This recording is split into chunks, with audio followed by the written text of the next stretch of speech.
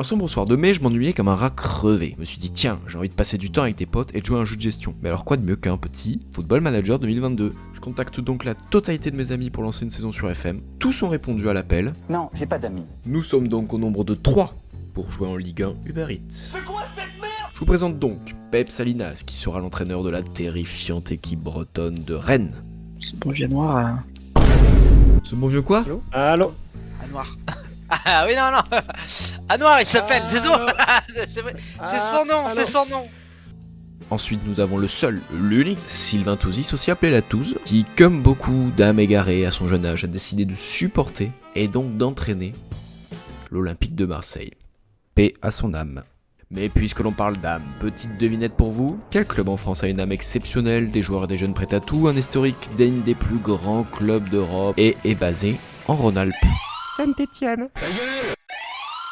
L'Olympique Lyonnais, évidemment. Et j'en serai l'entraîneur. Juninho, me voilà, sache que je te kiffe. Me voilà donc à la tête de l'OL. Et croyez-moi, la tâche est grande pour rendre à ce club sa belle gloire d'antan. Premier souci, et pas des moindres, je suis très nul à FM. En tout cas, j'ai pas l'expérience de mes deux compères. Second souci, la défense à Lyon, mais on va y revenir. Nous, on commence par les points positifs parce qu'on est dans la positive attitude. Les plus donc, on a Dembélé, valeur sûre, gros crack, Paqueta, Ekakré et Aouar au milieu. Ça va faire le taf. Ndombele pareil. On a Toko et Kambi. Fèvre devant, ça fait le taf aussi.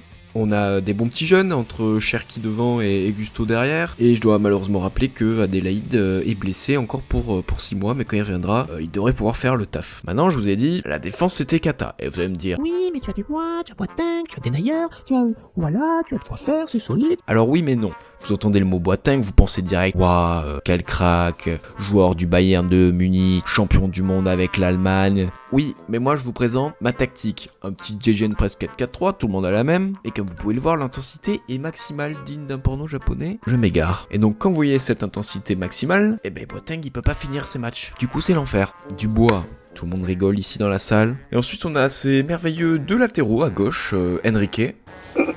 Et ensuite Emerson qui a cette merveilleuse tendance à ne pas aimer les gros matchs. Bref, il y a beaucoup de boulot en défense et c'est donc tout logiquement que la première chose que je me suis dit, c'est il me faut un remplaçant à Dembélé et à Fèvre.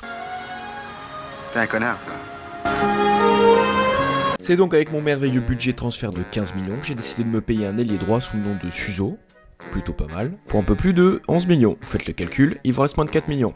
Et là, vous allez me dire, oui, mais tu as Kadewere, ça aurait fait le taf pour une saison, ça en remplaçant Dembélé à gauche et à droite, et vous avez tout à fait raison. Et c'est pour ça que j'ai décidé de recruter Fabio Quagliarella pour la modique somme de 400 000 €, alors qu'il n'est âgé que de 38 ans. This is Elon Musk.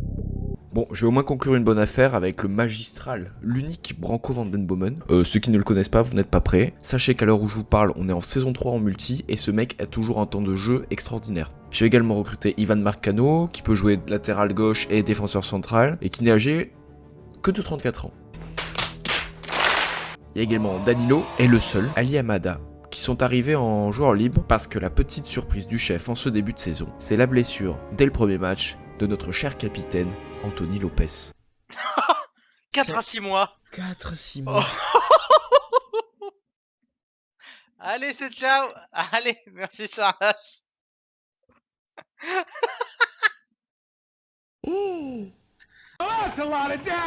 Comme vous pouvez le voir, la pré-saison s'est pas trop mal passée, à part cette petite défaite un peu incompréhensible face à Grenoble. Pour la saison, on la commence avec une large victoire à domicile contre Brest, avec un petit doublé de Fèvre en 12 minutes. Pas grand chose d'autre à dire, on gagne 3-0 assez facilement. Ensuite on va à Angers avec les premières titularisations de Suso en ailier droit et de Marcano en défense centrale. Le match commence par ce genre de dinguerie. Et ce Georges, tranquillement. Pour Emerson, oh, quelle frappe! Évidemment l'arbitre n'aime pas le beau jeu. C'est au tour de Dembélé cette fois-ci de nous mettre un petit doublé pour mettre les siens à l'abri.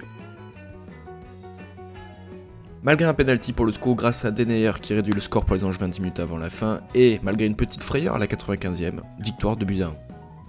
Puis on est allé mettre une petite branlée en une mi-temps, un Clermont Foot clairement dépassé, 4-0 en 35 minutes, je vous laisse admirer le coup franc de Suso, et admirer aussi la frappe du démon de Ndombele. Ouais, à part que...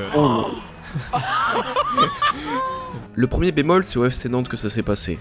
Après une première mi-temps assez pauvre, on a commencé à pousser vers la 51e, et malgré beaucoup plus de volonté, Lafont, le gardien de Nantes, sauf les siens, même à la 94e. Allez. Selon le supplémentaire. Mais peut-être. Oh, mais Ah, frérot. non. On fait donc un vieux 0-0 avec presque 5 d'XG. Je souhaite décéder. Mais donc reprenons-nous. Cette première session va donc se terminer face au Racing Club de Strasbourg. Et il faut tout de suite reprendre la main dans ce championnat après ce match à la con. Il faut les détruire, les écraser. Ils ne doivent pas respirer, c'est un concurrent direct. On doit leur mettre 5-0. De retard par contre. Oh, Adrien Thomasson. 1-0 à l'habitant.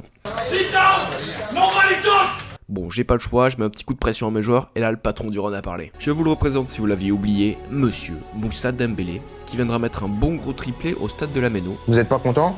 Triplé. Merci à Strasbourg de se saborder sur penalty, puis sur cette magnification digne d'un match de district. Voilà. Voilà, c'est Oh, oh, oh. Oh, oui. C'est merde. Quelle erreur. Je suis nul. Fin de session, et comme vous pouvez le voir, Rennes est en tête à la fin de celle-ci, avec 15 points d'avance et 3 d'avance sur Lyon, le PSG et l'OM. Rennes donc qui est toujours invaincu en Ligue 1, et qui a passé avec succès le 4ème tour de l'Eurocup 2. Quant à l'OL, nous sommes 2ème au goal average avec seulement un match nul contre Nantes, mais on avait un point de pénalité, donc on se retrouve à égalité avec le PSG. PSG qui a perdu à Reims, et qui a perdu le trophée des champions aussi contre le LOSC. PSG devant donc l'OM au goal average, qui lui a perdu contre Nice dans un match de folie. Je vous laisse admirer les 2 premiers buts. Dolberg sur le côté pour pluie verte. Pluie verte. Oh la frappe. Oh, c'est extraordinaire. Oh, c'est monstrueux. Une frappe sledge. Quelle de frappe. 25 mètres. Oh Incroyable. la Quelle frappe, frappe. c'est le but très certainement du week-end et peut-être le but de la Oh saison. là là Mais là quel là. cachou. Quel bombazo. Quel cachou de Mario Non mais il leur a Leclerc fait l'amour. qui Ça me crucifie préliminaire. complètement Mandanda. Ouais, l'OM qui déjà est sous pression. Et encore 2-0. Du côté stats, enfin, Dembélé est premier, à égalité avec Naïef Aguerd de Rennes. Les deux sont à 5 buts. Au niveau des passes décisives, on a Bourriot, leader avec 4 passes D devant Jonathan Klaus avec 3 passes.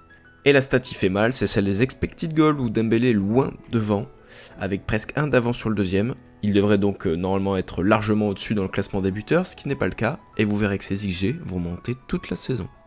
C'est terminé pour cet épisode, je vous remercie de l'avoir regardé jusqu'au bout. N'hésitez pas à vous abonner, à commenter, à liker. Si vous voulez voir nos aventures sur Football Manager en direct, retrouvez-nous sur ma chaîne Twitch, twitch.tv/sarlaslive.